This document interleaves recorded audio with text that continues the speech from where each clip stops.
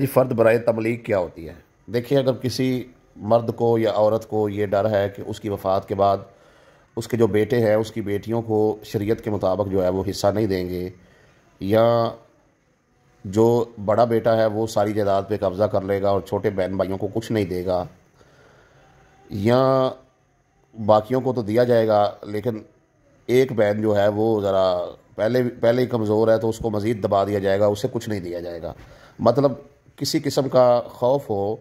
ڈر ہو کہ میرے بعد میرے بچے جو ہے وہ آپس میں جائیداد کی تقسیم میں انصاف نہیں کریں گے، ایک دوسرے سے جھگڑا کریں گے، لڑائی کریں گے، تو والد یا والدہ کو یہ اختیار ہے کہ وہ اپنی زندگی میں ہی شریعت محمدیہ کے مطابق جو ہے وہ تبلیغ کر سکتے ہیں۔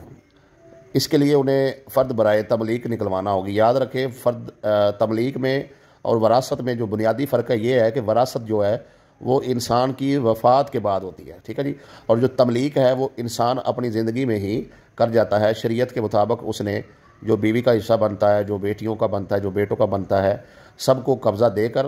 تو اس کے مطابق ہی جو ہے وہ تبلیغ کر دے گا۔ تو جب وہ تبلیغ کر دے گا تو یہ اسی کے مطابق جو ہے